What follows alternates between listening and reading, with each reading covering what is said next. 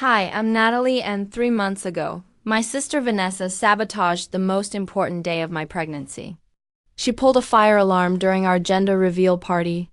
What she didn't know was that her stunt would expose the biggest lie her marriage was built on. Sometimes revenge comes in the form of truth, and sometimes the truth is more shocking than anyone could imagine. Before we jump back in, tell us where you're tuning in from. If this story resonates with you, make sure you're subscribed, because tomorrow I've saved something extra special for you. The morning of October 15th started like any other Saturday in Portland, with that gentle drizzle that makes everything smell like pine and possibility. I was in my Hawthorne District apartment, smoothing down the soft yellow dress I'd chosen specifically because it was neutral. Derek was in the kitchen, making his famous blueberry pancakes, humming off key too. Some indie band I'd never heard of. Everything felt perfect, like those moments you want to bottle up and save for when life gets complicated. My phone buzzed against the marble countertop, a text from Vanessa. Running late, but wouldn't miss this for the world. Can't wait to find out if I'm getting a niece or nephew. The message came with 3 heart emojis and a baby bottle icon. I smiled, feeling that warm flutter in my chest that came whenever my big sister showed genuine excitement about my life. Vanessa and I had always been different. She was the spontaneous one, the one who dyed her hair purple in high school and convinced our parents to let her backpack through Europe after graduation. I was the planner, the one with color-coded calendars and backup plans for my backup plans. But despite our differences, or maybe because of them, we'd always been close. She was my maid of honor when Derek and I got married 2 years ago. And I was hers when she married Cameron just 8 months later. The gender reveal party had been Derek's idea, actually. I had initially wanted something small, maybe just telling our parents over dinner at that little Italian place in Lake Oswego, where we always celebrated family milestones. But Derek had convinced me that this baby deserved a celebration. After 2 years of trying and 1 devastating miscarriage the year before, he said we should embrace this joy loudly and proudly. So here we were, about to head to Laurelhurst Park, where 30 of our closest friends and family members would gather, as we cut into a cake that would reveal either pink or blue inside. The baker, a sweet woman named Chloe who ran a small shop in Selwood, had been the only person besides Derek and me to know the secret well, and Dr. Martinez, my OB-GYN, but she was bound by medical confidentiality. I ran my hands over my barely there bump, still amazed that there was a tiny human growing inside me. At 18 weeks along, I was just starting to feel those flutter kicks that reminded me this was real. The morning sickness had finally subsided, replaced by an energy I hadn't felt in months. Everything was falling into place. Derek appeared in the doorway, flour dusting his dark hair and that crooked smile that had made me fall in love with him during our college photography class. "You ready for this, Mama?" he asked, wrapping his arms around me from behind and resting his chin on my shoulder. "I think so," I said, leaning back into his warmth. "It's just a cake cutting, right? How complicated can it be?" Famous last words. We arrived at Laurelhurst Park, an hour early to set up.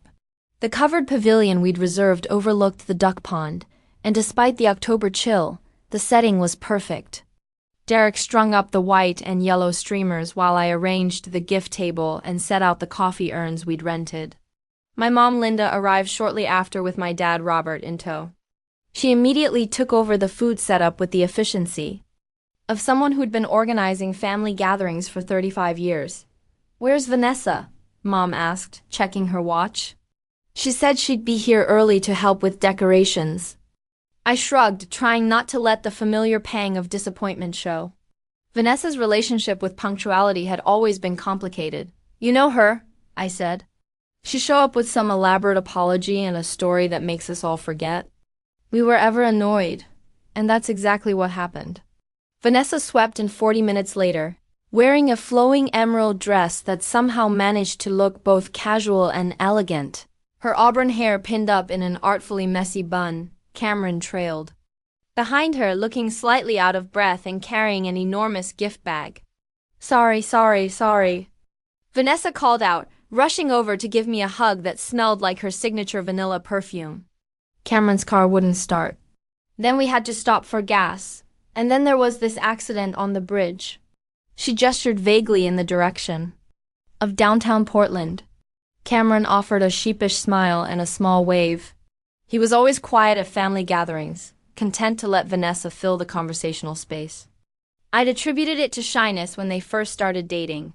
But even after they'd been married for months, he remained somewhat distant from the rest of us. Derek had mentioned once that he found Cameron hard to read, but I chalked it up to personality differences. Not everyone could be as naturally social as my sister. No worries, I said, squeezing Vanessa's hand. You're here now, and that's what matters. The guests began arriving at 2 o'clock sharp. Derek's parents drove in from Salem, bringing homemade cookies and excited grandparent energy. My college roommate Zoe showed up with her new boyfriend Tyler, and my coworkers from the marketing firm filled in the gaps with cheerful chatter about baby names and nursery themes. Everyone seemed genuinely thrilled to be there, asking about my pregnancy symptoms and sharing their own parenting stories. The cake sat at the center of it, all a beautiful 2-layer creation covered in smooth white fondant and decorated with delicate yellow roses. It looked innocent enough, but inside it held the answer to the question that had been keeping me up at night with excitement.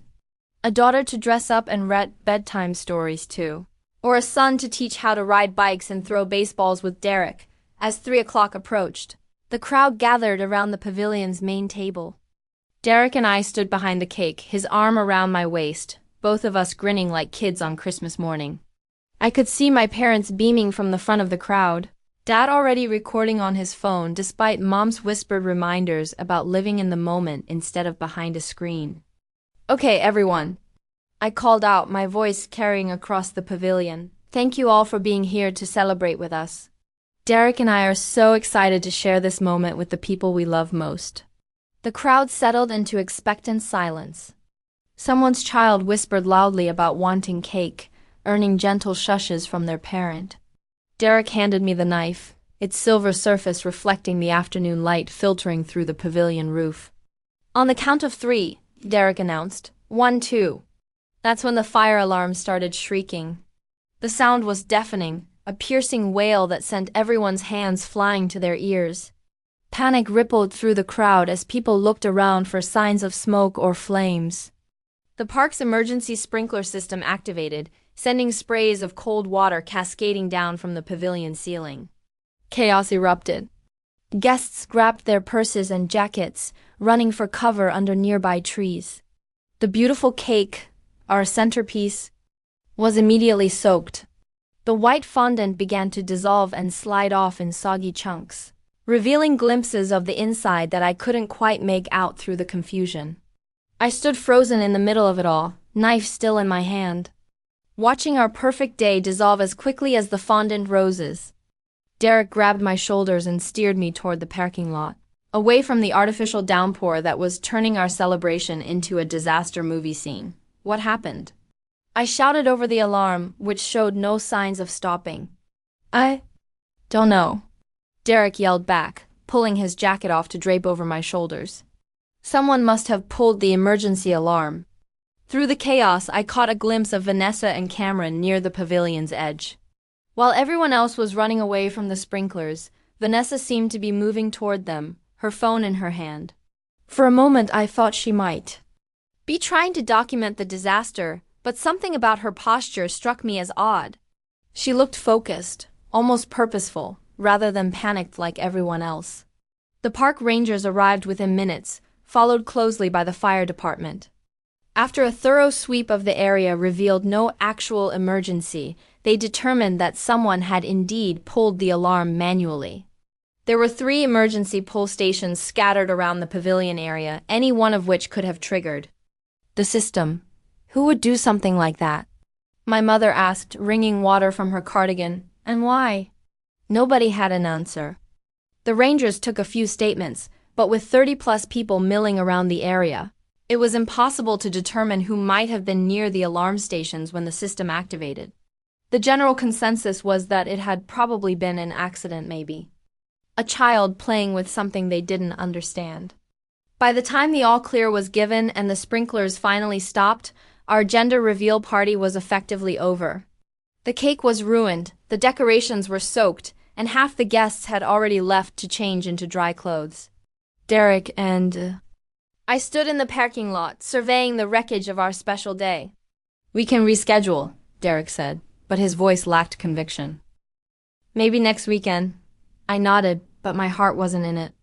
The moment had been lost, and there's no recreating that kind of anticipation once it's gone. Besides, by next weekend, we'd probably just end up telling people the gender anyway. The surprise would be ruined. Vanessa approached us as we were loading the soggy remnants of our party supplies into Derek's truck. Her dress was mostly dry, I noticed, which seemed odd considering how close to the sprinklers I'd seen her standing. "I am so sorry," she said, and her voice carried that particular tone of distress that Vanessa had perfected over the years. "This is awful, your beautiful party completely ruined." "It's not your fault," I said automatically, though something in my chest felt tight. "These things happen."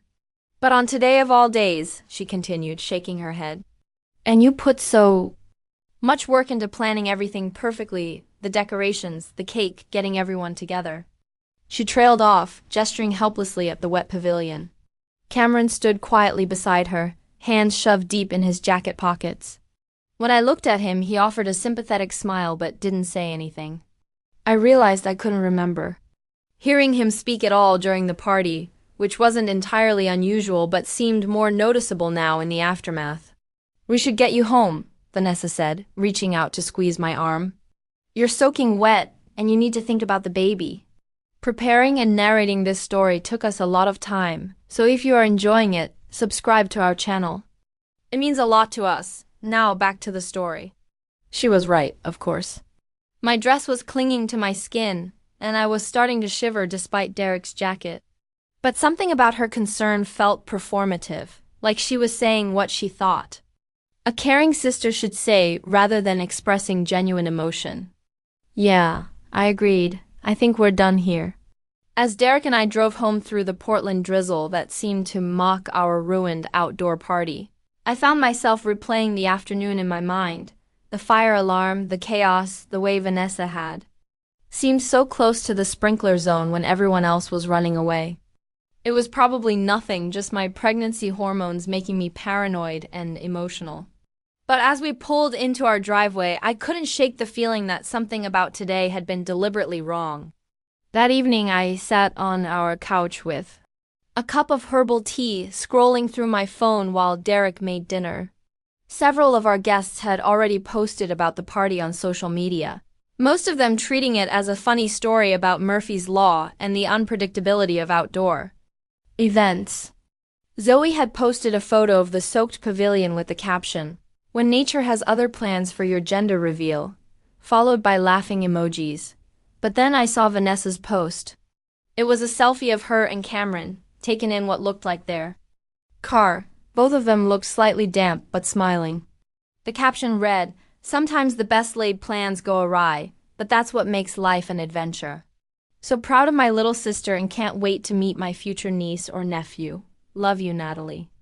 The post had been uploaded at 3:47 p.m., less than an hour after the alarm had gone off, which meant she'd taken the time to compose and post a cheerful message about the disaster while Derek and I were still standing in the parking lot, trying to figure out what had gone wrong. I stared at the post for a long moment, trying to identify why it bothered me so much. Maybe it was the timing. Or maybe it was how perfectly composed Vanessa looked despite having been caught in the same sprinkler chaos as everyone else. Or maybe it was the way she'd managed to turn our ruined day into content for her social media presence. "Dinner's ready," Derek called from the kitchen, and I set my phone aside.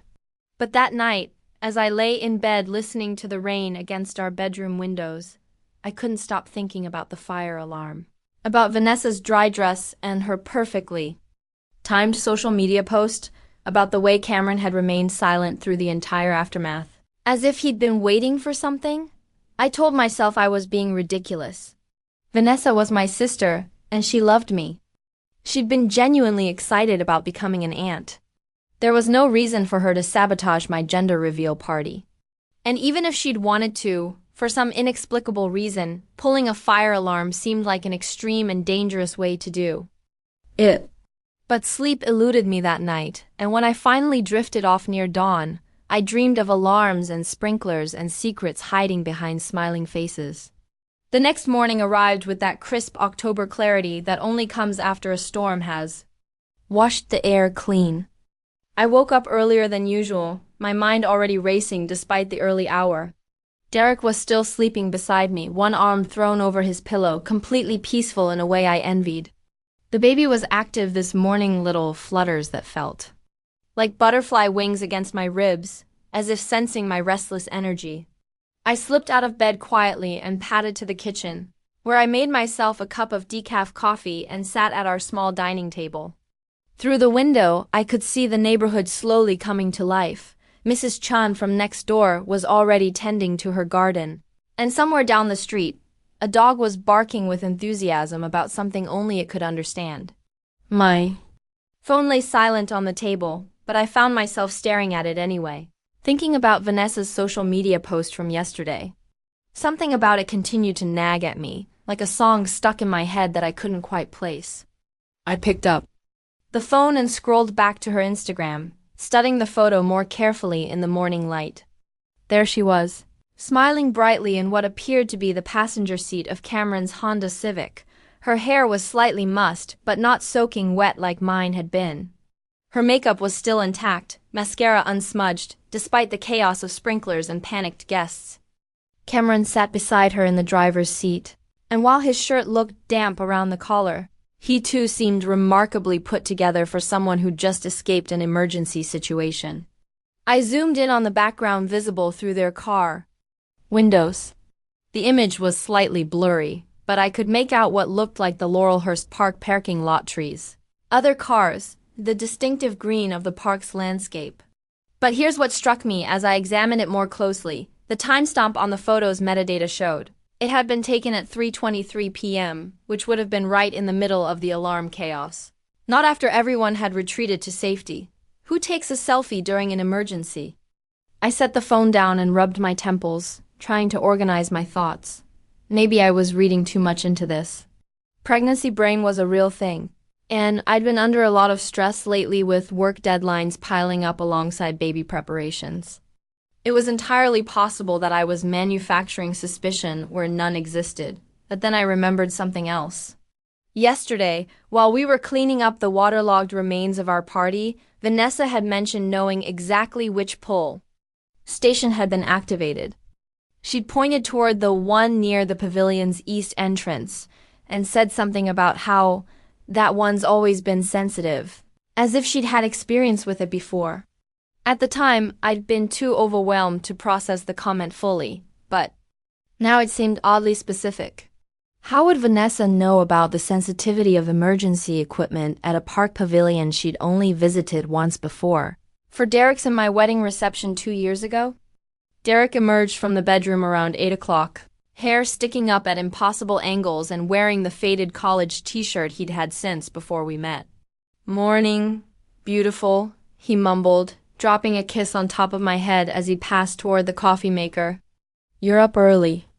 "Couldn't sleep," I said, watching him navigate our morning routine with the unconscious efficiency of someone who'd been sharing space with me for 3 years.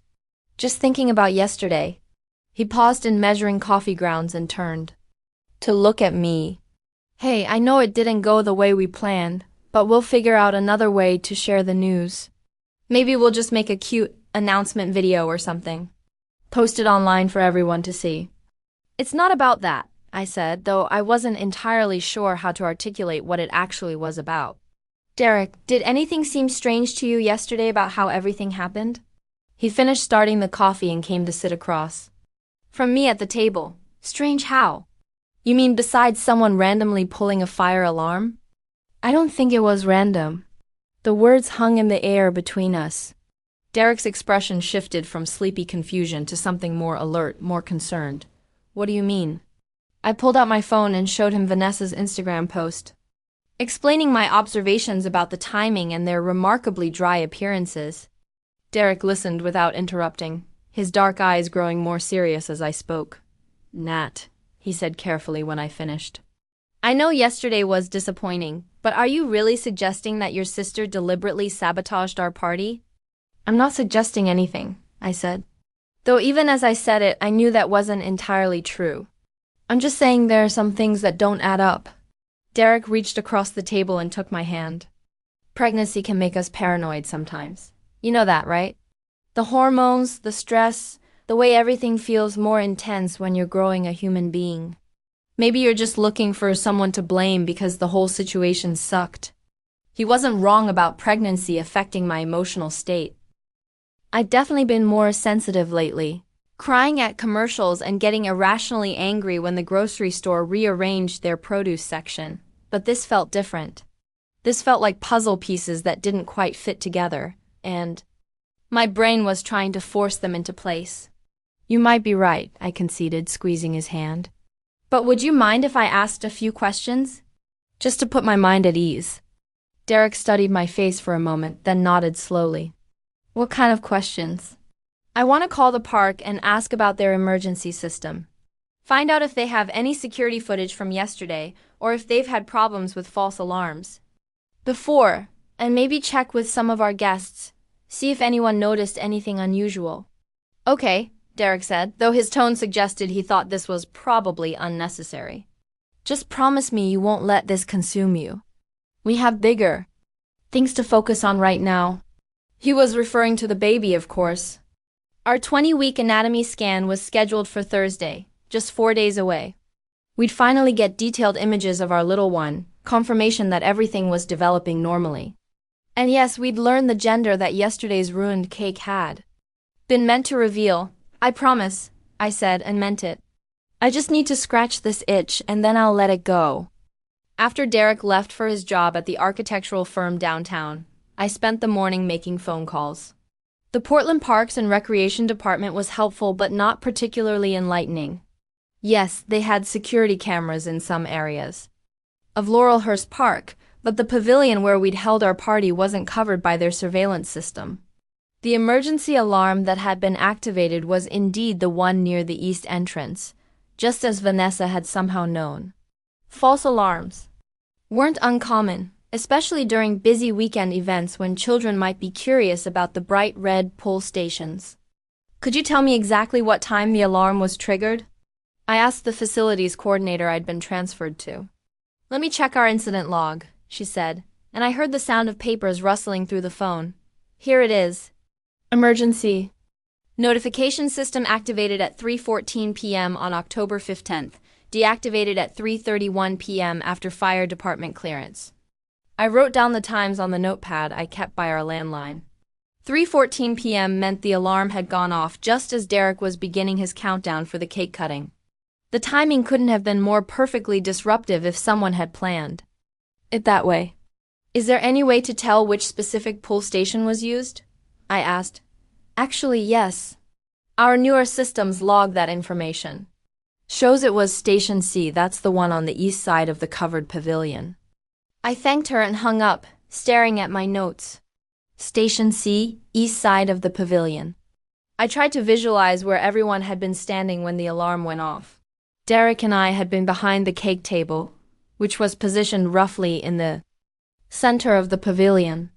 Most of our guests had been gathered in a semicircle facing us, creating a clear line of sight to the cake cutting.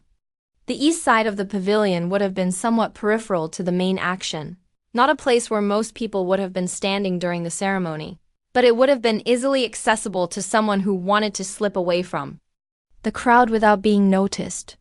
I decided to call Zoe, my college roommate, who'd been at the party with her boyfriend, Tyler. If anyone would have noticed something out of place, it would be Zoe. She had a photographer's eye for detail, and a natural curiosity about people's behavior. Hey girl, Zoe answered on the second ring.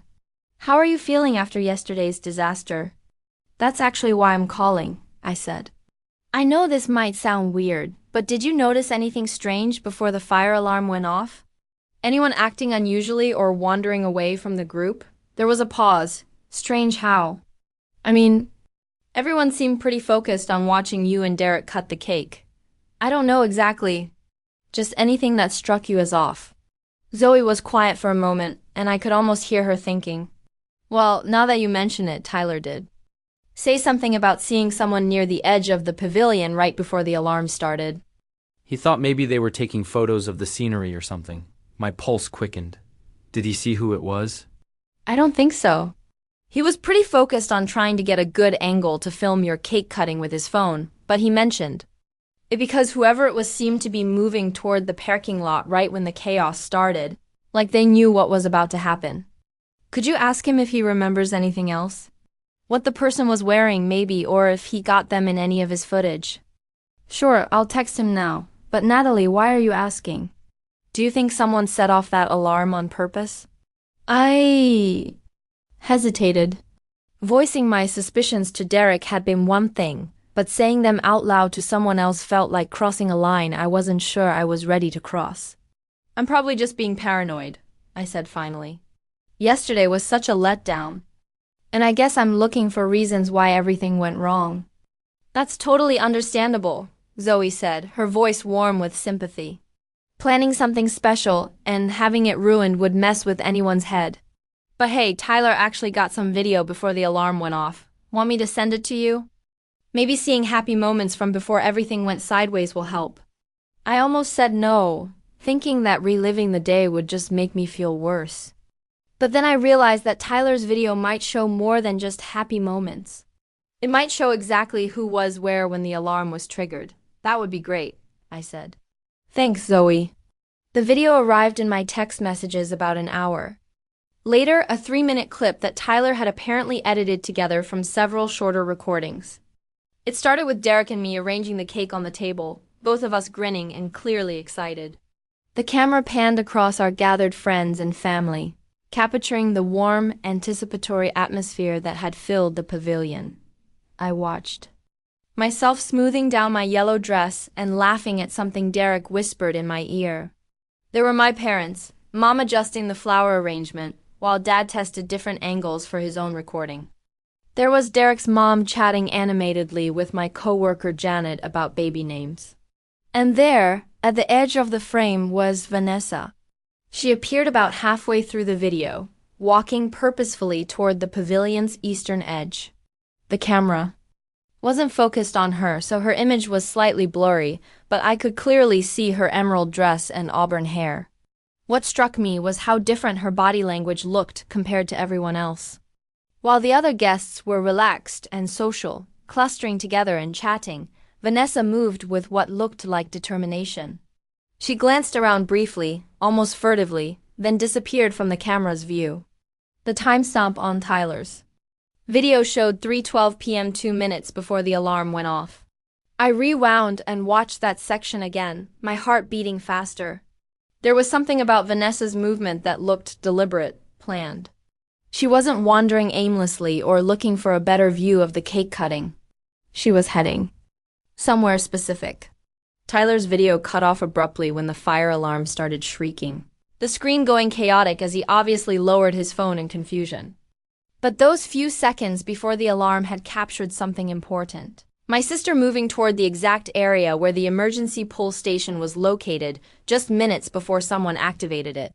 I sat on my couch for a long time after the video ended, staring at my phone's blank screen and trying to process what I'd just seen.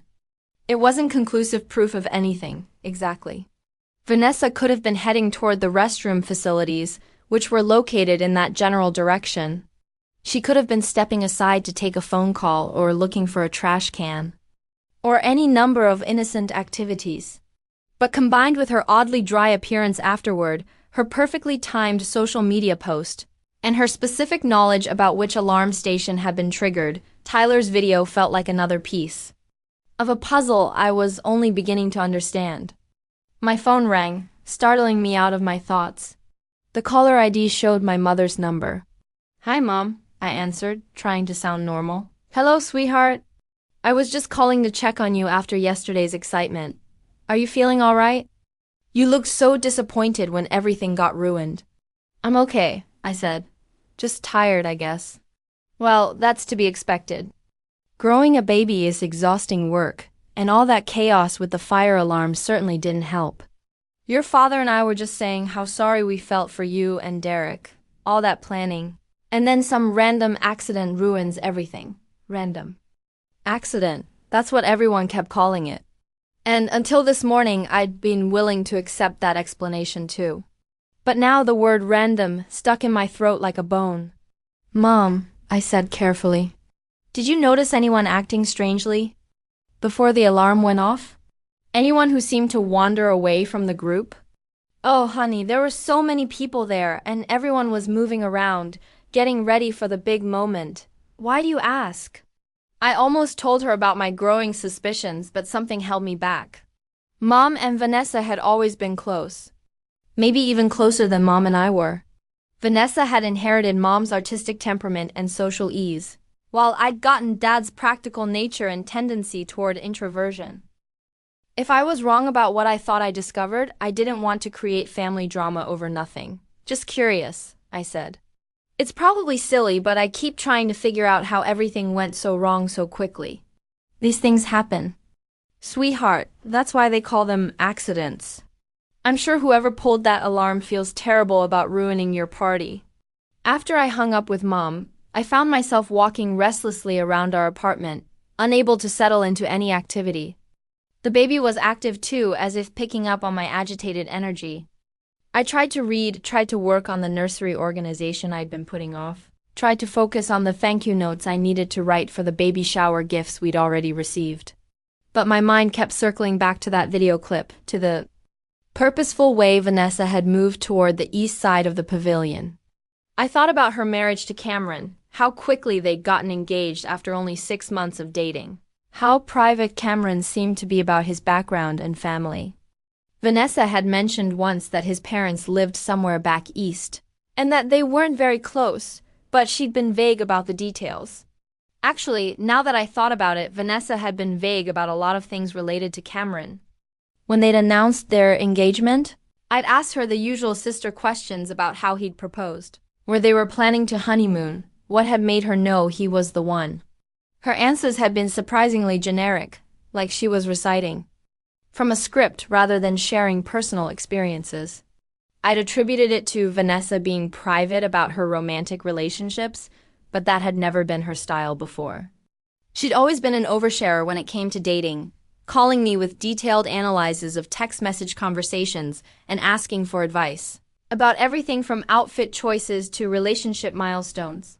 Her sudden discretion about Cameron had been so different from her usual patterns that I'd actually found it refreshing at the time.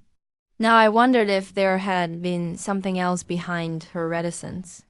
Around 3 o'clock that afternoon, I decided to drive over to Selwood, the neighborhood where Cameron worked.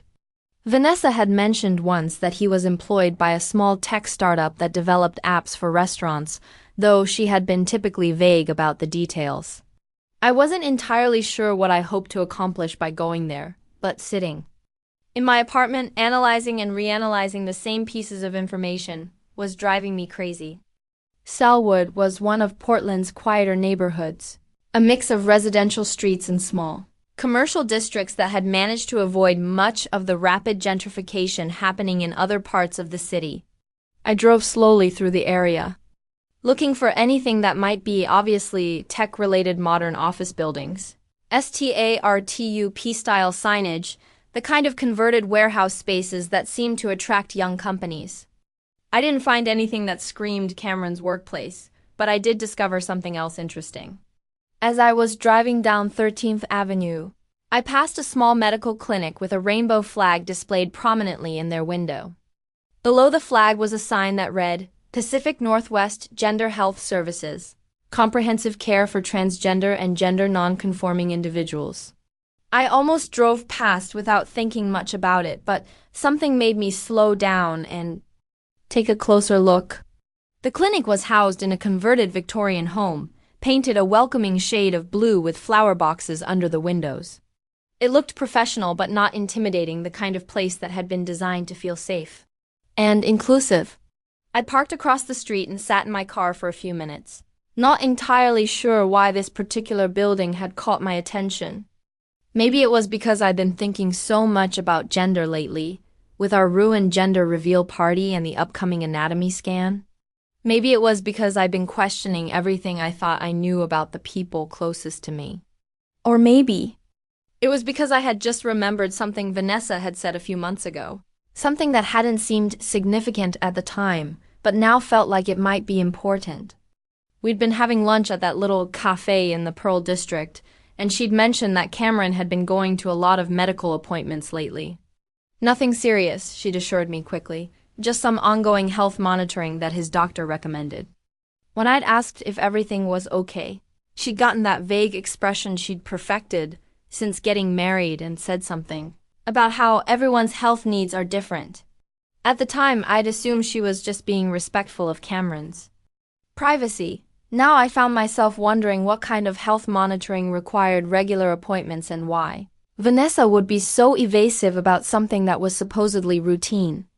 I sat in my car across from the gender clinic for almost 20 minutes watching people come and go.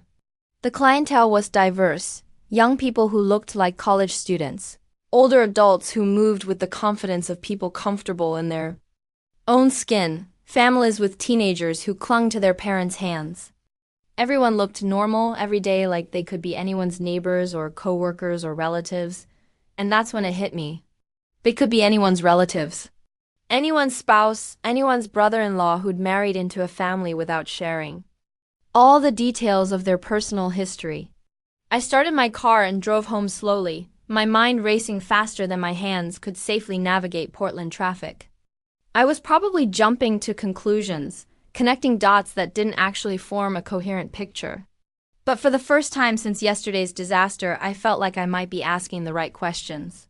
When I got home, Derek was already there, sitting at our kitchen table with his laptop open and architectural drawings spread around him. He looked up when I walked in, his expression shifting from concentration to concern. "How was your day of investigating?" he asked, and though his tone was gentle, I detected a hint of worry underneath. "Enlightening," I said, dropping my purse on the counter. "Derek, what do you actually know about Cameron? I mean, really know, beyond what Vanessa has told us?" Derek closed his laptop and gave me his full attention. "That's a weird question." "Why? Just humor me.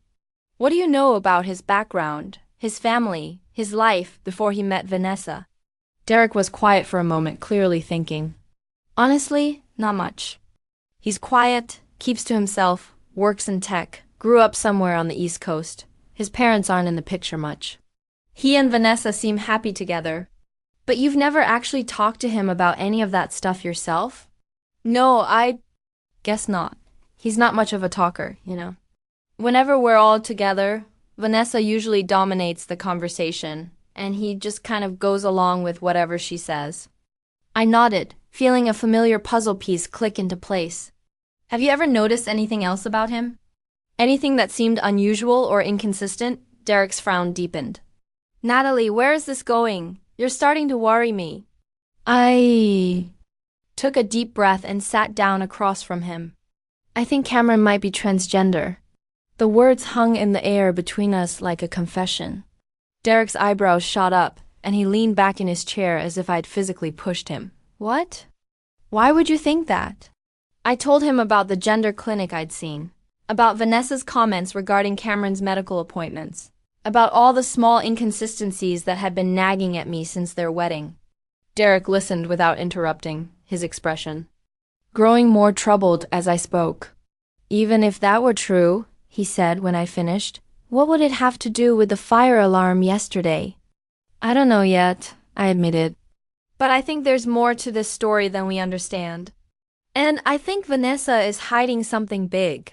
That night, I couldn't shake the feeling that I was standing at the edge of something much bigger than a ruined party. Derek had gone to bed early, claiming exhaustion from a long day of client meetings. But I suspected he was also trying to avoid further conversation about my theories regarding Cameron. I couldn't blame him. Even to me, the idea sounded far-fetched when spoken aloud. But lying in bed, staring at the ceiling while rain drummed against our windows, I found myself mentally cataloging every interaction I'd ever had with my brother-in-law, The way he always seemed slightly uncomfortable during family photos. Positioning himself carefully and never seeming fully relaxed. How he declined to join Derek and my dad for their traditional pre-wedding golf outing, claiming a back injury that Vanessa had explained away vaguely.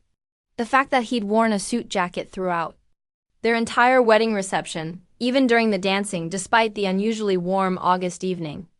Small things, individually meaningless, but together they formed a pattern that felt increasingly significant. I must have finally drifted off sometime near dawn because I woke to my phone buzzing insistently on the nightstand. The caller ID showed Zoe's name, and the clock read 7:23 a.m. "Sorry to call so early," Zoe said without preamble when I answered. "But Tyler remembered something else about yesterday, and I thought you'd want to know right away." I sat up in bed, instantly alert. "What did he remember?" "He said after he sent you that video, he went back through all the footage on his phone, including the stuff he recorded after the alarm stopped. There's a clip of people in the parking lot, everyone looking confused and wet, and he noticed something weird about your sister and Cameron." My heart started beating faster. "Weird how?" "Well, you know how everyone was soaked and disheveled, right? Tyler said Cameron looked like he'd been caught in the sprinklers just like everyone else, but Vanessa looked almost completely dry. And here's the really strange part. In the footage, you can see them having what looks like an intense conversation by their car. Cameron appears upset about something, and Vanessa keeps looking around like she's worried someone might overhear them." I gripped the phone tighter.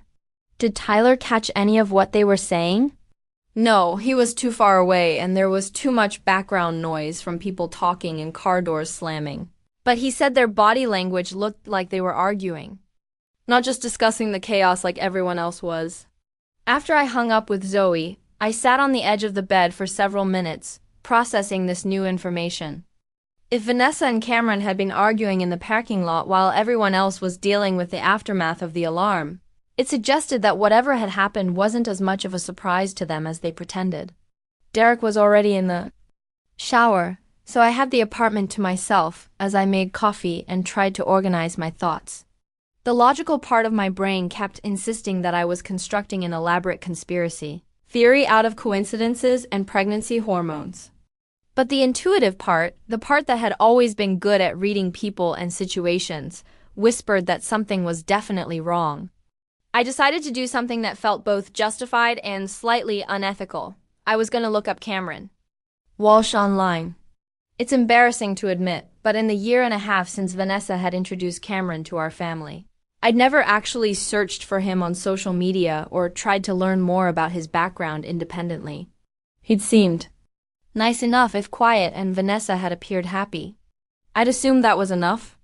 Now, sitting at my laptop with a cup of decaf coffee and 20 minutes before Derek finished his morning routine, I opened a new browser window and typed Cameron Walsh, Portland, Oregon into the search bar.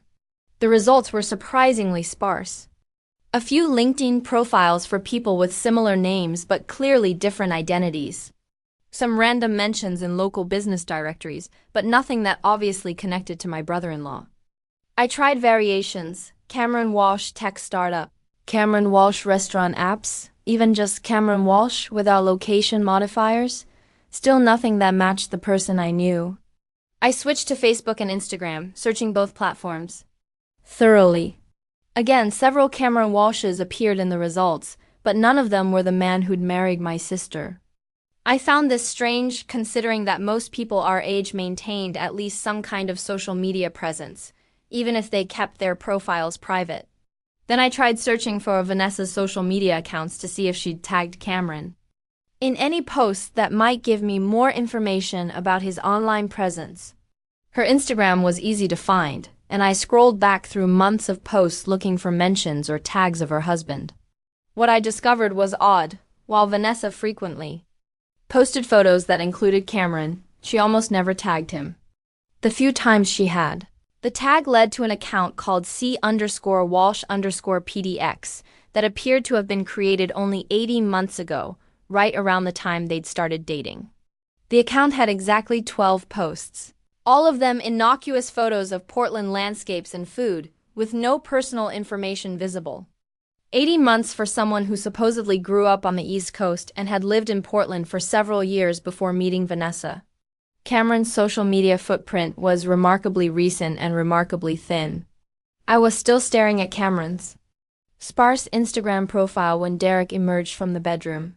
Dressed for work and smelling like the cedar-scented soap his mother sent him every Christmas. "Morning, detective," he said, dropping a kiss on top of my head as he passed toward the coffee maker. "Find any smoking guns in your investigation?" His tone was light, but I detected an undercurrent of concern. Derek had always been the practical one in our relationship, the voice of reason when my imagination ran away with me. Usually, I appreciated his grounding influence. Today, it felt slightly patronizing. "Maybe," I said, closing the laptop. "Cameron barely exists online. No real social media presence, no digital footprint that I can find. Don't you think that's unusual for someone our age?" Derek poured coffee into his travel mug and considered this. "Some people just prefer privacy. Not everyone wants their whole life documented on the internet. But this isn't just preferring privacy. It's like he didn't exist before 18 months ago. Or maybe he cleaned up his online presence when he started dating your sister. Some people do that when they get serious about someone, especially if they're job hunting or want to present a more professional image." Derek's explanations were logical, reasonable. They were also exactly the kind of explanations I'd been giving myself whenever something about Cameron had seemed slightly off. But adding them to everything else I'd observed was starting to create a picture that felt less and less innocent. "Derek," I said carefully, "what if I'm right? What if Cameron is transgender? And what if that's somehow connected to what happened at our party?" Derek paused in gathering his work materials and looked at me seriously. "Nat, even if Cameron is trans, which is pure speculation on your part, being transgender isn't something people typically try to hide by sabotaging their relatives' parties. That doesn't make any sense. But what if there's more to it? What if there's something about their situation that we don't understand?" Derek came over and sat down beside me, taking my hands in his. "Listen, I love that you care about people and pay attention to details. It's one of the things I fell in love with about you. But I'm worried that you're letting yesterday's disappointment turn into something bigger than it needs to be. Vanessa loves you. She was excited about our baby. There's no reason she would want to ruin our gender reveal." I wanted to argue, to share all the small observations and inconsistencies that were piling up in my mind, but Derek's expression was so genuinely concerned, so loving that I found myself nodding instead. "You're probably right," I said. "I'm probably just looking for someone to blame because I'm disappointed." Derek smiled and kissed my forehead. "That's totally understandable, but try to focus on the positive stuff, okay? We have our anatomy scan on Thursday. We'll finally get to see our baby and find out if we're having a little boy or girl. That's what matters." After Derek left for work, I tried to follow his advice and focus on positive things. I worked on organizing the baby clothes we'd already received, started researching pediatricians in our area, and even began sketching ideas for the nursery's color scheme. But my mind kept wandering back to the questions that felt increasingly urgent. Around noon, I made a decision that I knew Derek wouldn't approve of. I was going to drive to Vanessa's house and have a direct conversation with her about what had happened at the party. Vanessa and Cameron lived in a small bungalow in the Alberta Arts District, a neighborhood that had transformed dramatically in the past decade from working-class residential to trendy creative hub. Their house was painted a cheerful yellow with white trim, and Vanessa had spent months cultivating the perfect combination of flowers and vegetables in their front yard garden. I parked across the street and sat in my car for a few minutes, trying to decide how to approach this conversation. I couldn't exactly accuse my sister of deliberately sabotaging my party without more evidence than I currently had, but I could ask some careful questions and see how she responded. Cameron's Honda Civic wasn't in the driveway, which meant he was probably at work. This was actually preferable, since I thought Vanessa might be more likely to open up if we were alone. I knocked on the front door and waited, rehearsing opening lines in my head. When Vanessa opened the door, she looked genuinely surprised to see me. "Natalie, what are you doing here?" She was wearing yoga pants and an oversized sweater, her hair pulled back in a messy ponytail. She looked comfortable and relaxed, not like someone harboring guilty secrets. "I was in the neighborhood and thought I'd stop by," I said, which wasn't entirely true but wasn't exactly a lie either. "Do you have a few minutes to chat?" "Of course. Come in, come in." I was just having lunch and catching up on some freelance work. Vanessa stepped aside to let me enter. Their living room was exactly what you'd expect from Vanessa, eclectic furniture and jewel tones. Plants everywhere, art covering most of the available wall space.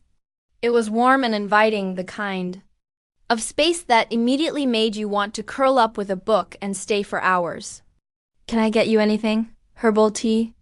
"I think I have some of that ginger stuff that's supposed to be good for pregnancy." "Tea sounds great," I said, settling onto their purple velvet couch. While Vanessa busied herself in the kitchen, I looked around the room more carefully than I ever had before, searching for clues about Cameron's background or their relationship. Most of the visible photos were of Vanessa, either alone or with friends and family. There were a few pictures of her and Cameron together, but they were all recent, clearly taken after they'd started dating.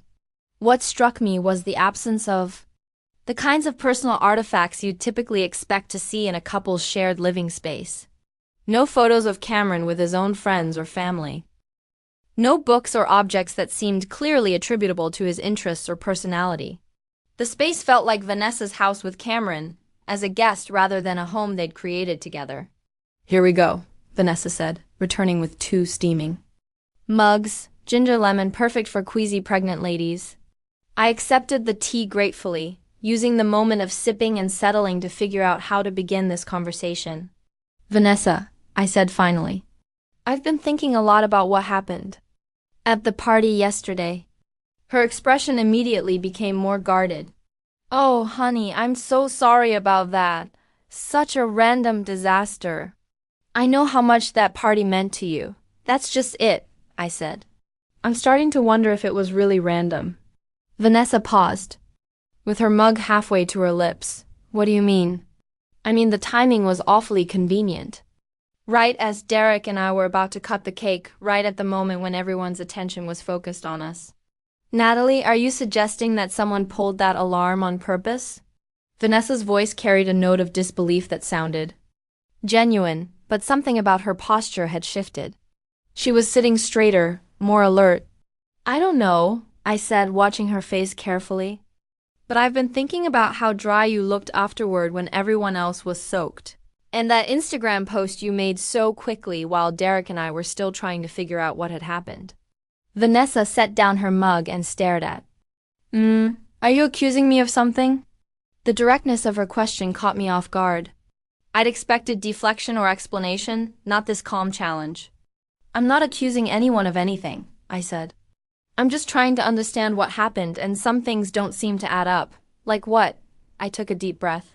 This was the moment where I either committed to this line of questioning or backed down. "Like how you knew which alarm station had been activated. Like how you and Cameron seemed to be having an argument in the parking lot afterward. Like how you seemed to know exactly where to be to avoid getting soaked."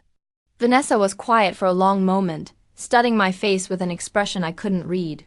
When she finally spoke, her voice was very calm. "Natalie, I think your pregnancy hormones are making you paranoid. You're looking for someone to blame for what was just a really unfortunate accident." It was almost exactly what Derek had said, word for word. The similarity struck me as too convenient to be coincidental. "Maybe," I said, "but I noticed something else too. Cameron doesn't seem to have much of a digital footprint. No real social media presence, no online history that I can find. That seems unusual." Something flickered across Vanessa's face so quickly that I almost missed it. Fear, maybe, or anger. But when she spoke, her voice remained level. "Some people value their privacy. Cameron had some bad experiences with social media before we met, so he keeps a low profile online." "What kind of bad experiences?" "Personal stuff. It's not really my story to tell." I nodded as if this explanation satisfied me. But internally, I was noting how quickly Vanessa had pivoted to protecting Cameron's privacy. It felt like a deflection. Can I ask you something else? I said, about Cameron's health appointments. You mentioned a while back that he was doing some kind of regular monitoring with his doctor. Vanessa's entire body went still. What about it? Is everything okay with his health?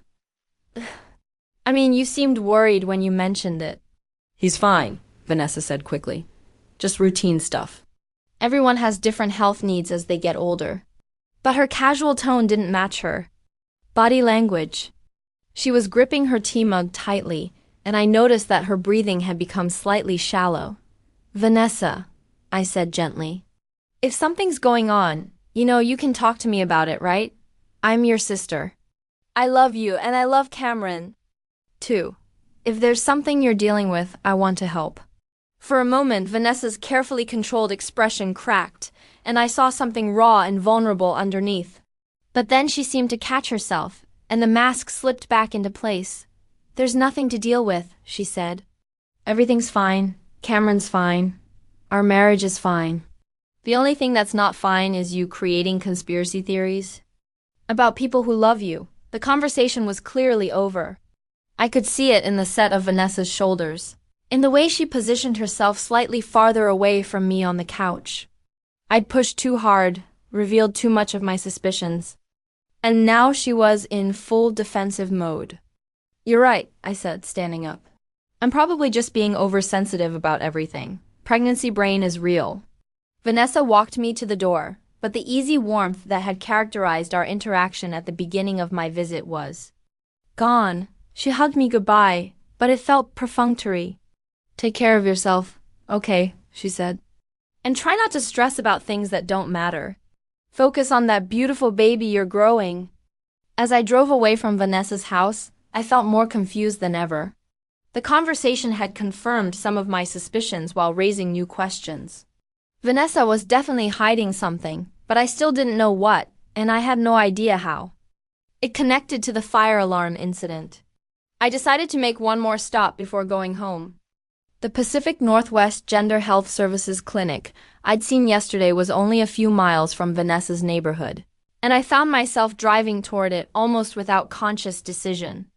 I parked across the street again and sat in my car, watching people enter and exit the building. What was I hoping to accomplish here? I couldn't exactly march into a medical facility and demand to know if Cameron Walsh was a patient. Even if he was, that information would be confidential.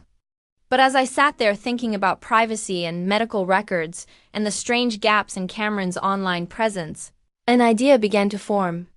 It was probably a long shot, and it definitely fell into the category of activities that Derek would not approve of, but it might give me some actual answers instead of just more questions. I pulled out my phone and called the clinic's main number.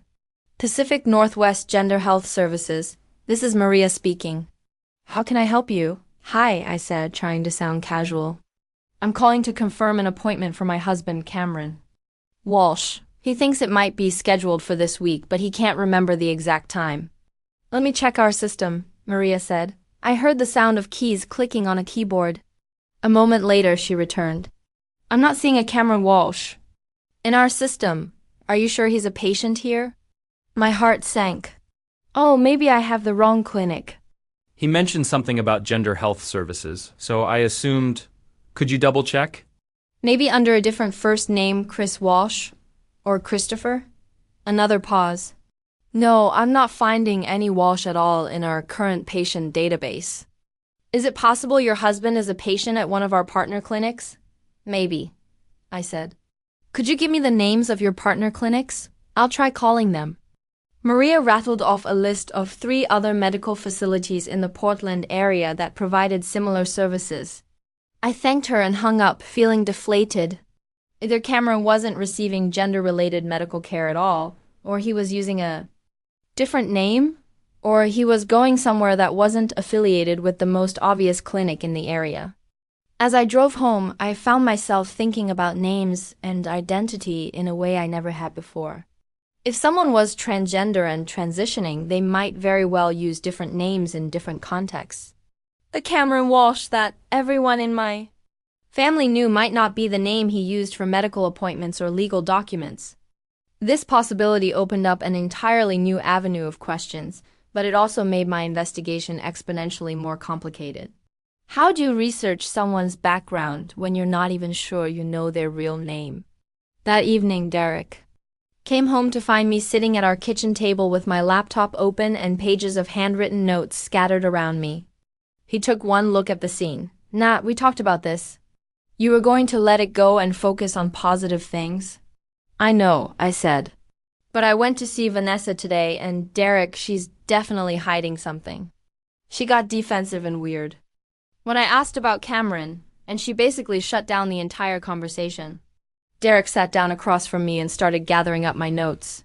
Maybe she got defensive because her sister was interrogating her about her husband based on wild theories with no evidence. "They're not wild theories," I protested.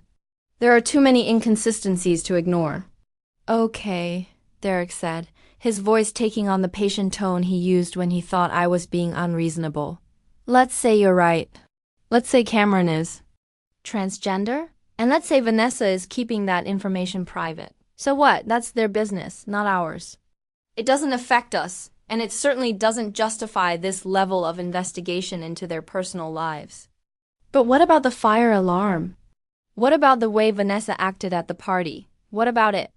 Even if Cameron is trans, even if they have reasons for keeping that private, it doesn't mean they sabotaged our gender reveal party. Those two things aren't connected, Natalie."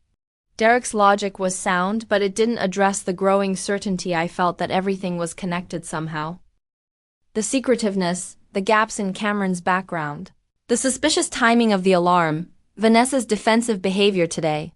It all felt like pieces of a puzzle that I was frustratingly close to solving.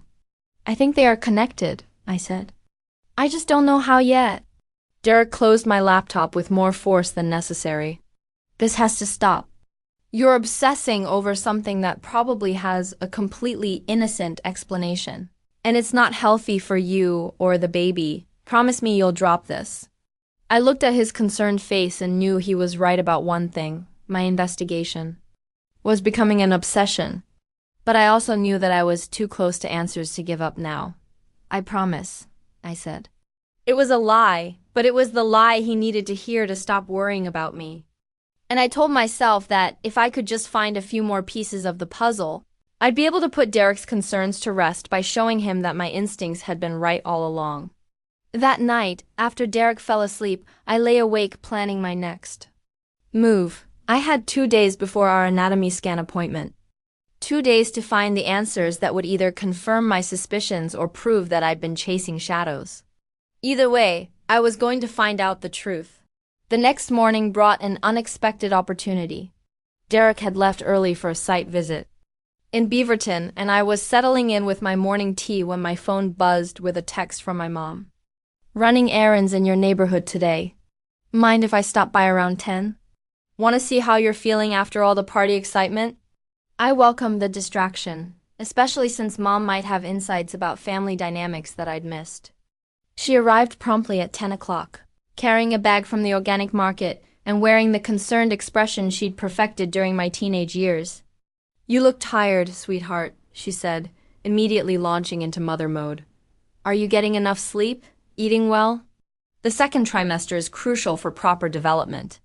"I'm fine, Mom," I assured her, though I caught a glimpse of myself in the hallway mirror and realized she wasn't wrong. Dark circles shadowed my eyes, and my usually neat appearance looked somewhat disheveled. As we settled in the living room with cups of herbal tea, Mom launched into her typical stream of family updates. Aunt Claire's arthritis was acting up with the changing weather. Dad was considering retirement but couldn't decide if he was ready to give up his consulting work. The Henderson family down the street had just welcomed their third grandchild. "Oh, and I had the most interesting conversation with Vanessa yesterday evening," Mom said, almost as an afterthought. "She called to check on you." Sighed, she was worried about how you seemed when you visited her. My attention sharpened immediately. Worried how?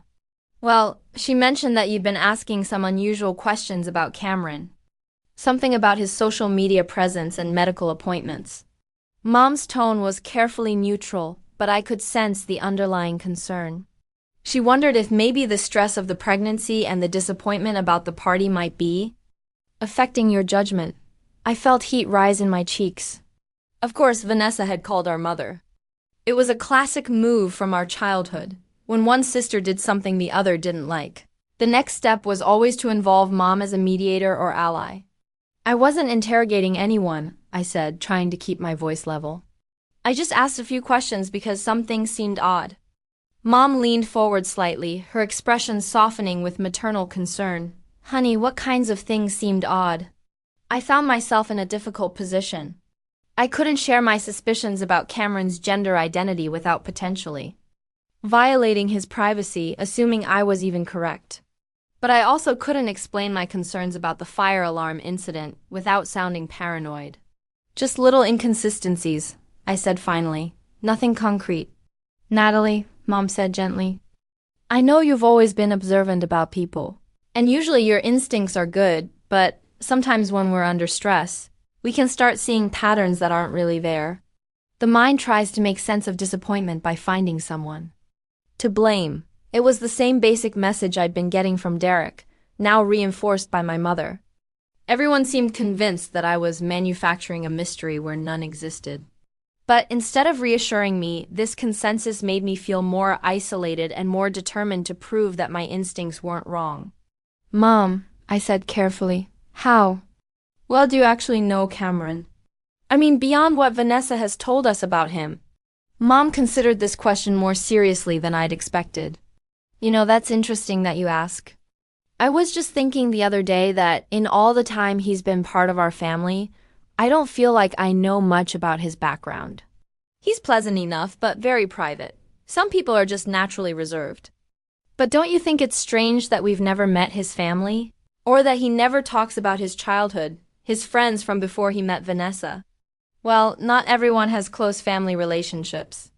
You know that his parents live back east, and that they're not particularly involved in his life. And as for childhood friends, people move on, lose touch. It's not that unusual.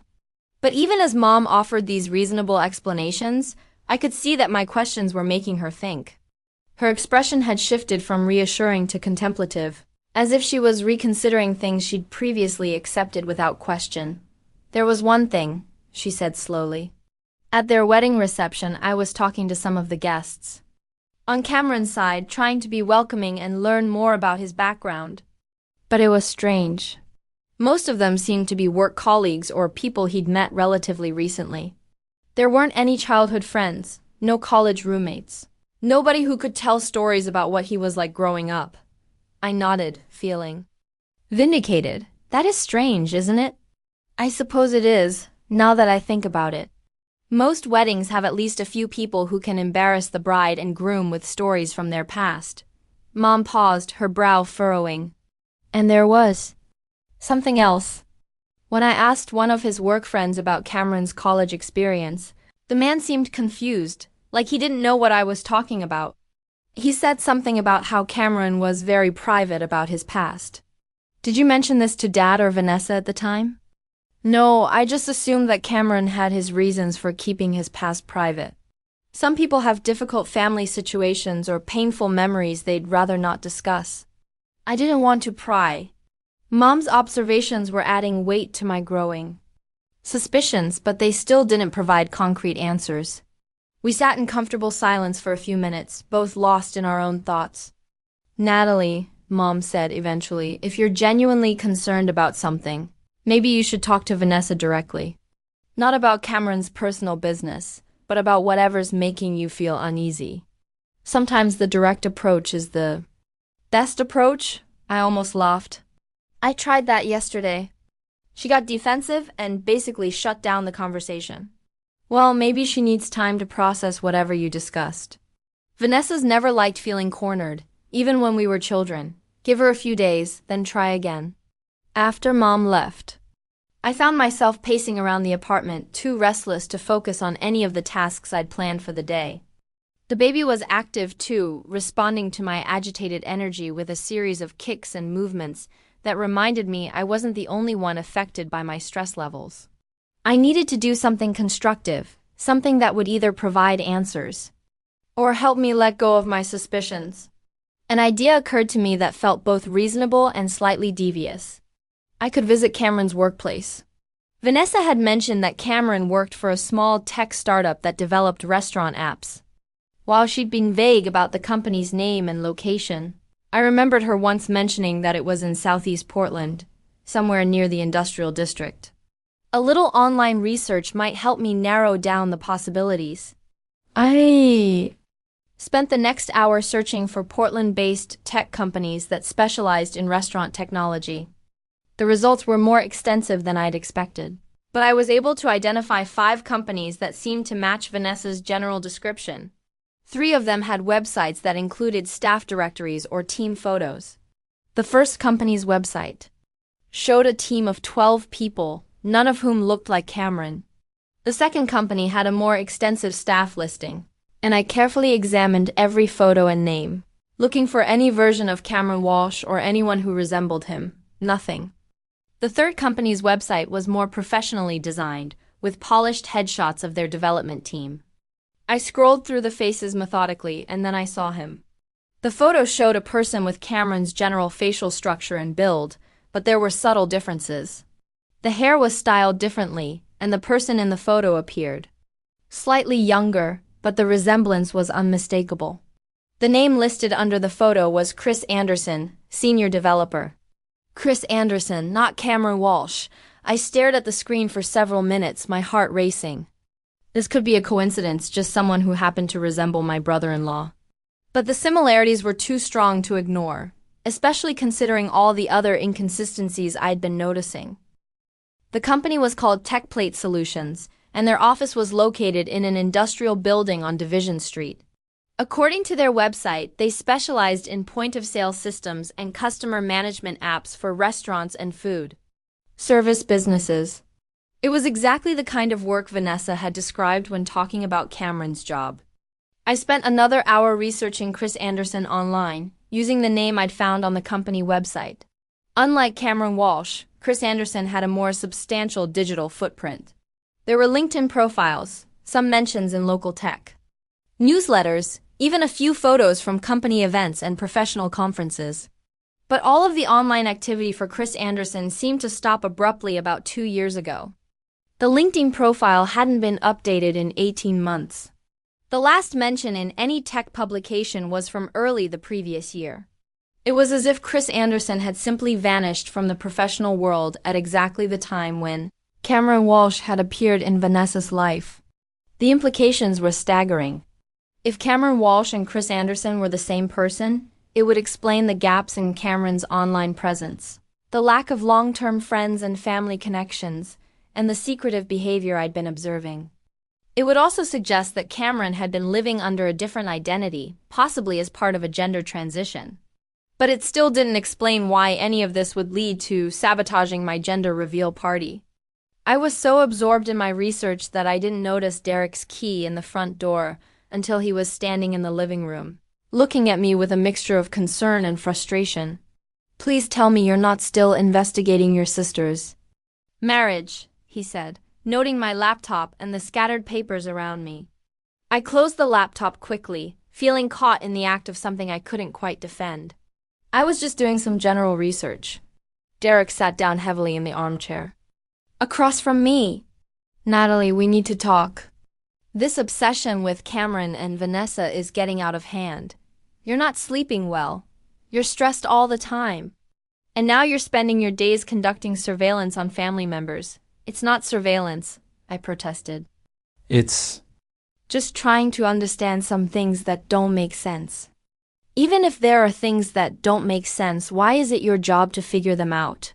Why can't you just accept that people are entitled to their privacy?" Derek's questions were reasonable, but they missed the fundamental issue that was driving my investigation. Because something about all of this feels connected to what happened at our party. I can't shake the feeling that we were deliberately targeted. "Targeted?" Derek's voice rose with exasperation. "Natalie, listen to yourself. You're talking like we're victims of some conspiracy. A fire alarm went off at a public park. It was bad timing, but it wasn't a personal attack. I wanted to share everything I'd discovered, the timing of Vanessa's movements before the alarm, her dry appearance afterward, the argument she'd had with Cameron in the parking lot, the discrepancies in Cameron's identity, the possibility that he was transgender and living under an assumed name. But I could see in Derek's expression that he'd already reached his limit with my theories. "Maybe you're right," I said, though I didn't believe it. "Maybe I'm reading too much into everything." Derek's expression softened slightly. "I'm worried about you, and I'm worried about the baby. This level of stress and suspicion isn't healthy for either of you. Can you please promise me that you'll let this go?" I nodded, knowing that I was lying again. But I also knew that continuing this investigation alone was becoming increasingly difficult. I needed help from someone who wouldn't dismiss my concerns as pregnancy-induced paranoia. After Derek went to bed that night, I made a decision. I was going to call Zoe and ask if she'd be willing to help me with some discreet investigation. Zoe had always been good at reading people and situations, and as a freelance photographer, she was used to observing details that others might miss. "I need a favor," I said when Zoe answered her phone. "And I need you to keep it between us." "This sounds ominous," Zoe said, but her tone was intrigued rather than concerned. "What kind of favor?" I explained my suspicions about Cameron's identity and the possibility that he was living under an assumed name. I shared the information I'd found about Chris Anderson and asked if Zoe would be willing to visit TechPlate Solutions with me too. See if we could confirm whether Cameron and Chris were the same person. "So you think your brother-in-law is transgender and possibly using a different name professionally?" Zoe summarized when I finished explaining. "Yes, but there's more to it than that. I think whatever is going on with his identity might be connected to what happened at our party." Zoe was quiet for a moment. "Okay, I'll help you," she said finally. "But not because I think there's some grand conspiracy. I'll help because you're my friend. And if this is what it takes for you to put your mind at rest, then let's get some definitive answers." We arranged to meet the next morning at a coffee shop near TechPlate Solutions. The plan was simple. We'd visit the company under the pretense of Zoe being a potential client interested in their restaurant technology services. During the meeting, we'd hopefully be able to confirm whether the Chris Anderson from their website was actually Cameron Walsh that night. I dreamed about alarms and identities and secrets hiding behind familiar faces. When I woke up, I realized that tomorrow would either validate all of my suspicions or force me to confront the possibility that I'd been wrong about everything. The next morning dawned gray and drizzly, typical October weather in Portland. I met Zoe at a small cafe on Division Street, just a few blocks from TechPlate Solutions' office. She dressed professionally for our reconnaissance mission, wearing a black blazer and carrying a leather portfolio that made her look like a serious business client. "Are you sure you want to do this?" Zoe asked as we walked toward the building that housed TechPlate Solutions. "Once we know for certain, there's no unknowing it." "I'm sure," I said, though my heart was racing with nervousness. "I need to know the truth." TechPlate Solutions occupied the third floor of a converted warehouse building. The lobby was modern and minimalist, with exposed brick walls and industrial lighting. A receptionist directed us to a small conference room where we were told someone would meet with us shortly to discuss their services. The someone turned out to be a woman named Sarah Chun, who introduced herself as the company's business development manager. She was friendly and professional, clearly experienced at presenting their technology solutions to potential clients. "We'd love to set up a demo of our point-of-sale system," Sarah said after Zoe had explained her fictional restaurant's needs. "Let me see if Chris is available to show you some of the technical features. He's our senior developer, and really knows the system inside and out." My pulse quickened. "That would be great," Zoe said smoothly. Sarah stepped out of the conference room to find Chris, and I used the opportunity to look around. Through the glass walls of the conference room, I could see into the main office space where several people were working at computers. I scanned the faces, looking for anyone who resembled Cameron. "Chris should be here in just a minute," Sarah said, returning to the conference room. "He was just finishing up a client call." And then the door opened and Chris Anderson walked in. It was definitely Cameron. Same facial structure, same build, same mannerisms, but there were subtle differences that would have been easy to miss if I hadn't been looking for them. His hair was cut shorter and styled differently. He was wearing glasses that Cameron never wore. His clothing was more formally professional than Cameron's typical casual style. But it was unmistakably the same person. "Hi there," he said, extending his hand to Zoe with a warm smile. "I'm Chris Anderson. Sarah tells me you're interested in learning about our restaurant management solutions." His voice was the same voice I'd heard at family dinners and gatherings, though his demeanor seemed more confident and outgoing than Cameron's typically reserved personality. It was as if he was more comfortable in this professional identity than in his personal one. Zoe handled the interaction perfectly, asking intelligent questions about the technology while I sat quietly and observed. Chris was knowledgeable and enthusiastic about the company's products, clearly passionate about his work in a way that seemed genuine. As the demo progressed, I found myself studying Chris's body language and speech patterns, comparing them to my memories of Cameron. The similarities were undeniable, but so were the differences. Chris seemed more animated, more confident, more fully present than Cameron ever appeared to be at family gatherings. After about 30 minutes, Zoe wrapped up the meeting by saying she'd need to discuss the information with her business partners before making any decisions.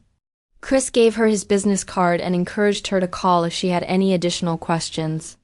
"Thanks so much for your time," Zoe said as we prepared to leave. "This has been really helpful." "Absolutely," Chris replied.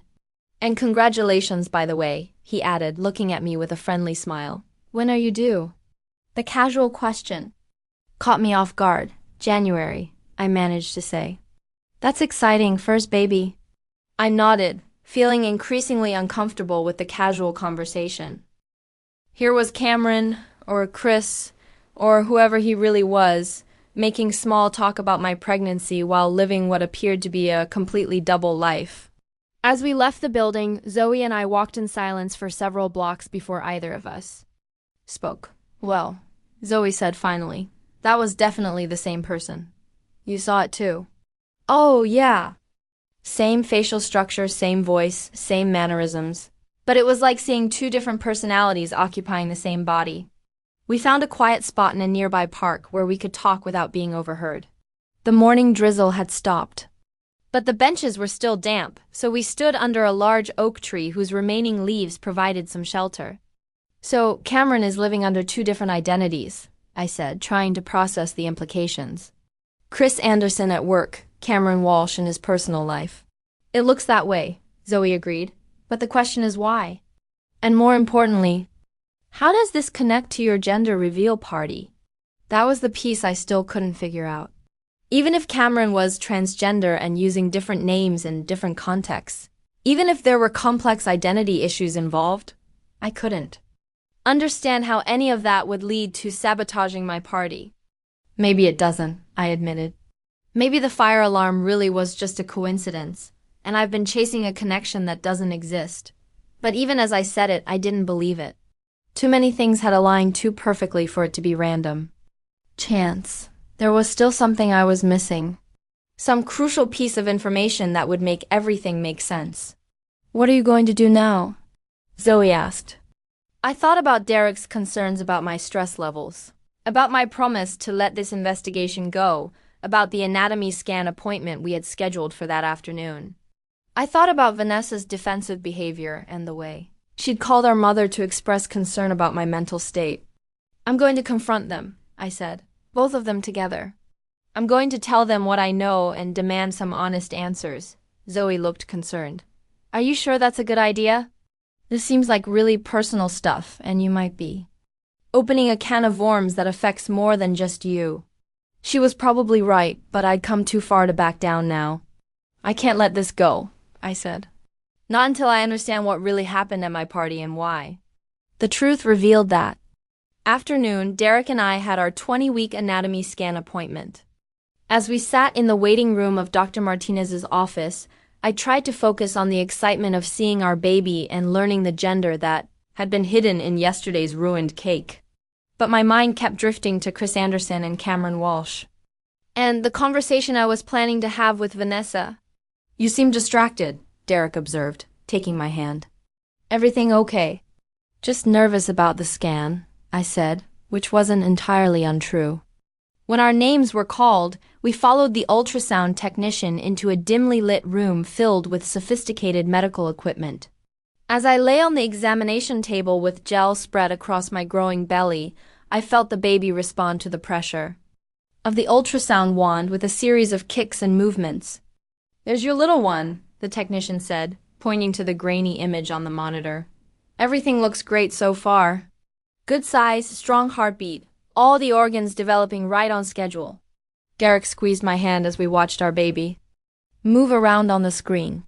Despite everything else that was occupying my mind, this moment felt magical and profound. And, the technician said with a smile, would you like to know if you're having a boy or a girl? Derek and I looked at each other and nodded simultaneously. Congratulations, she said. You're having a daughter. A daughter. The words sent a warm rush of emotion through my chest. I pictured tea parties and bedtime stories, teaching her to be strong and independent, watching her grow into her own person.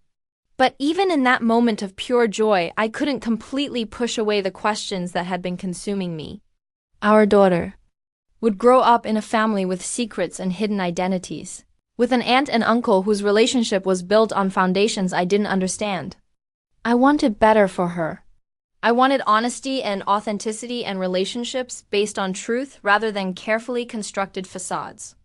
As we left the doctor's office with printouts of our daughter's ultrasound images, I made a final decision about my investigation. Tonight I was going to get the answers I needed, no matter what it cost me. That evening I called Vanessa and asked if Derek and I could come over for dinner. My voice was steady, casual, giving no hint of the storm that was about to break over all of us. Of course, Vanessa said, sounding genuinely pleased. I'll make that pasta dish you love. How did your doctor's appointment go? Did you find out the gender? We did, I said. We'll tell you all about it when we see you. Derek wasn't thrilled about the dinner invitation, especially when I admitted that I had ulterior motives for the visit. But when I told him about finding Chris Anderson at TechPlate Solutions, when I showed him the business card and explained the undeniable physical similarities, his skepticism began to crack. Even if you're right about the identity thing, he said as we drove to Vanessa's house, you need to be careful how you handle this. If Cameron is transgender and hasn't told his family, there might be very good reasons for that privacy. I know, I said. I'm not trying to out anyone or violate their privacy. I just want to understand what happened at our party and why. We arrived at Vanessa and Cameron's house just as the sun was setting, painting their yellow bungalow in warm golden tones. The smell of garlic and herbs drifted from the kitchen, and I could hear jazz music playing softly from their living room speakers. Vanessa answered the door, wearing an apron over her jeans, flour dusting her hands. She looked relaxed and happy, the picture of domestic contentment. Perfect timing, she said, hugging us both. Dinner's almost ready. Cameron emerged from the kitchen carrying a bottle of wine and wearing the slightly awkward smile he always seemed to have around Derek and me. Hey guys, good to see you. As we settled in their living room with drinks, the conversation flowed easily at first. Vanessa asked about the ultrasound appointment, and Derek proudly showed them the printout images of our daughter. A girl, Vanessa exclaimed, studying the grainy black and white photos. Oh, she's going to be beautiful. Have you thought about names yet? We're still discussing options, Derek said. But we're both excited. Cameron looked at the ultrasound images with what seemed like genuine interest. That's amazing that they can see so much detail now. Technology is incredible. It was such a normal family conversation that I almost lost my nerve. These were people who loved me, who were excited about my pregnancy, who had welcomed me into their home for a pleasant evening. What right did I have to shatter that peace with accusations and demands for truth? But then I remembered the fire alarm, the chaos, the ruined cake that should have revealed this exact news in front of all our friends and family. I remembered Vanessa's dry dress and her perfectly timed social media post. I remembered all the small deceptions and inconsistencies that had led me to this moment. As we moved to the dinner table, I waited for the right opportunity to shift the conversation. It came when Vanessa started talking about work, mentioning a freelance graphic design project she was completing for a local restaurant. Speaking of restaurants, I said carefully, Cameron, didn't you say you work with restaurant technology point-of-sale systems and things like that? Cameron paused with his fork halfway to his mouth. Yeah, that's right. Why do you ask? Just curious. About the industry. My friend Zoe is thinking about opening a restaurant, and she's been researching different technology solutions. I kept my voice light, conversational.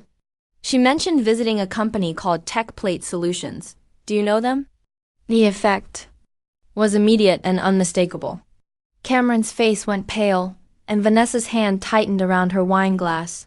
They exchanged a quick glance that confirmed everything I suspected. I'm not familiar with that company, Cameron said, but his voice lacked conviction. Really? I continued, reaching into my purse to pull out the business card Zoe had been given. That's interesting, because my friend met with someone there named Chris Anderson, who seemed very knowledgeable about the field. I placed the business card on the table between us, and the silence that followed was deafening. Cameron stared at the card as if it were a loaded weapon, while Vanessa's face cycled through a range of emotions: surprise, fear, anger, and finally resignation. Natalie, Vanessa said quietly, what are you doing? I'm trying to understand why my sister's husband is living under two different identities, I said, my voice steady despite my racing heart. And I'm trying to understand what any of this has to do with the fire alarm that ruined our gender reveal party. Derek shifted uncomfortably beside me. This was his first time seeing the evidence I'd been gathering, and I could sense his growing realization that my theories weren't as far-fetched as he believed. Cameron looked at Vanessa, and something passed between them. Then he sighed deeply and pushed his plate away. My name is Christina Anderson, he said quietly. I'm transgender.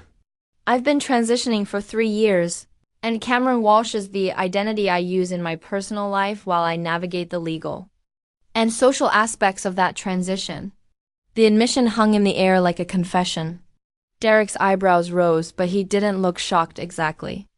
More like he was processing information that explained a lot of smaller observations he'd never quite articulated. Thank you for telling us, I said.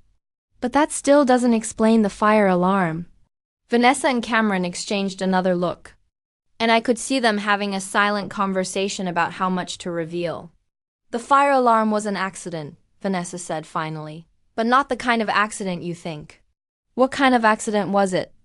Cameron ran his hands through his hair, a gesture I'd seen him make many times during family gatherings when he seemed uncomfortable or stressed. Your gender reveal party was triggering for me, he said. The whole concept of celebrating a baby's assigned gender, of making such a big deal about whether someone is born with male or female anatomy.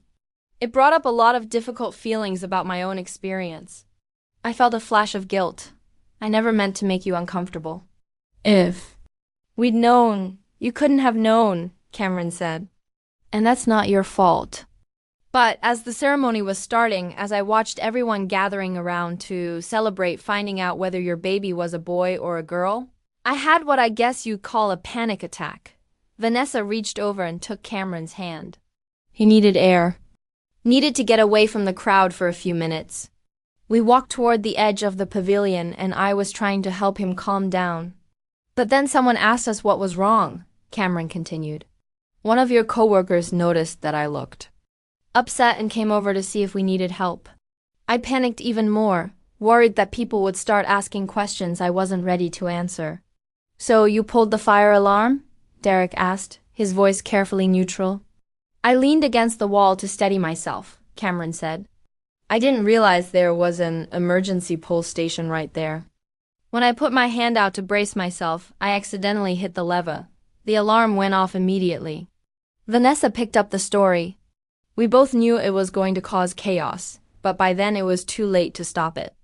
And honestly, part of me was relieved because it meant Cameron didn't have to explain why he was having a panic attack at a gender reveal party. I stared at them both, trying to process this explanation. So it really was an accident. Yes and no, Vanessa said. The alarm itself was accidental, but our reaction afterward wasn't. We should have immediately told someone what happened, should have found you and Derek and explained. Instead, we let everyone think it was some random malfunction or a prank. Why? I asked. Because explaining would have meant revealing Cameron's identity issues. And we weren't ready for that conversation with the family, Vanessa said. We've been trying to figure out the right time and way to share that information. Cameron nodded. I've been dreading family gatherings for months, knowing that eventually someone would ask the right questions or notice the inconsistencies. In my background, when the alarm went off, it felt like a reprieve, even though I felt terrible about ruining your special day. I thought about the video footage of Vanessa moving toward the east side of the pavilion, about her dry appearance.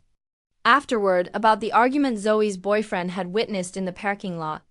But you weren't caught in the sprinklers, I said to Vanessa. And Tyler saw you two arguing in the parking lot afterward. Vanessa sighed. When Cameron accidentally triggered the alarm, I immediately realized what had happened.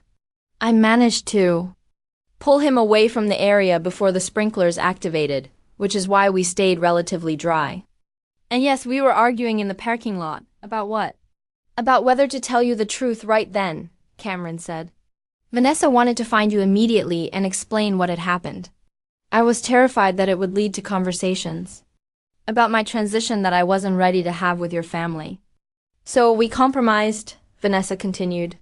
We decided to wait and see if anyone suspected that the alarm wasn't random. If no one asked questions, we'd just let it be assumed that it was an accident or malfunction. If people started investigating, we'd tell the truth.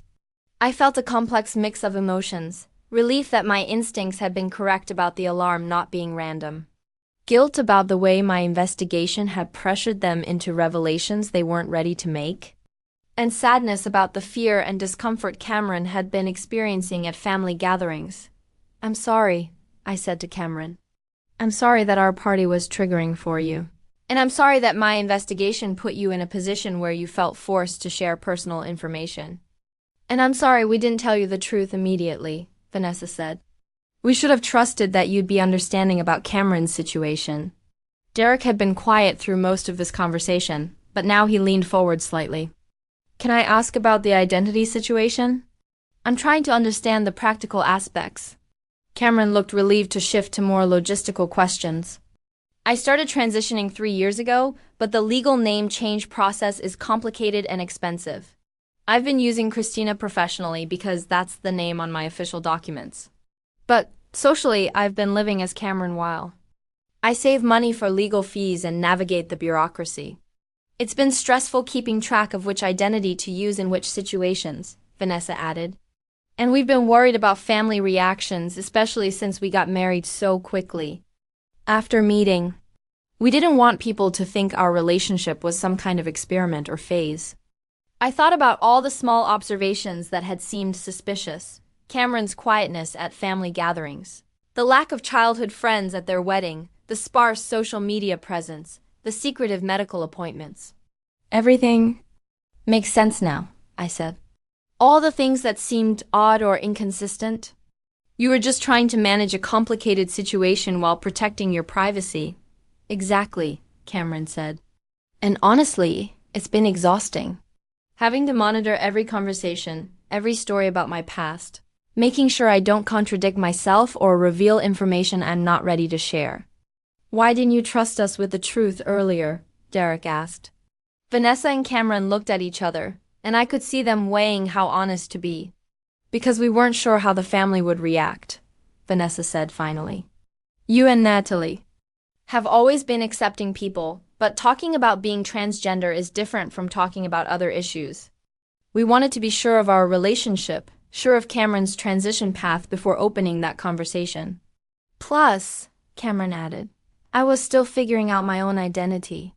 3 years ago, I barely understood what being transgender meant for me personally.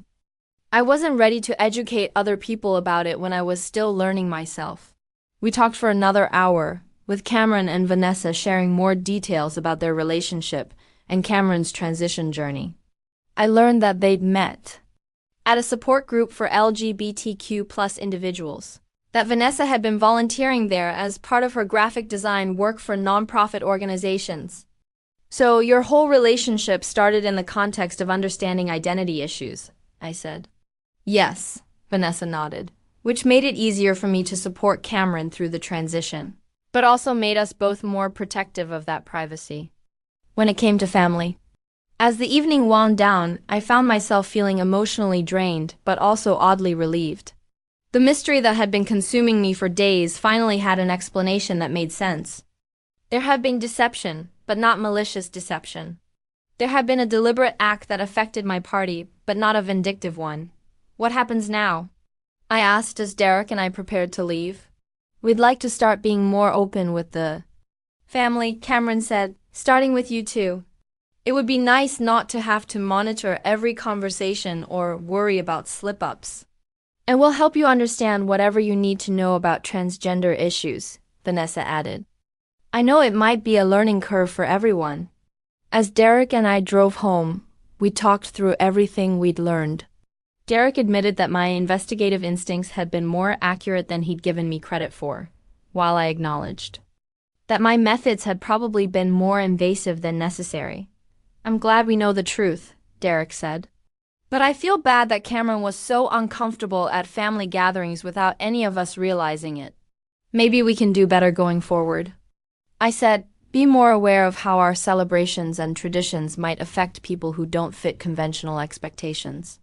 Like making sure our daughter grows up understanding that gender is more complicated than just pink or blue, Derek said. I smiled, thinking about our future daughter and the kind of family she'd grow up in. A family that included an aunt and uncle whose relationship had taught them both about love, acceptance, and the courage to be authentic. A family that had learned to navigate difficult conversations and support each other through challenging revelations. The mystery of the ruined gender reveal party was solved. But more importantly, our family had grown stronger and more honest. Sometimes the most important discoveries aren't about solving puzzles, but about learning to ask better questions and listen more carefully to the answers. Our daughter would be born into a family that understood the difference between secrets kept out of fear and privacy maintained out of love. She'd learn that sometimes the most courageous thing you can do is tell the truth, even when it's complicated. And she'd grow up knowing that gender reveals are just the beginning of discovering who someone really is. Up next, you've got 2 more standout stories right on your screen. If this one hit the mark, you won't want to pass these up.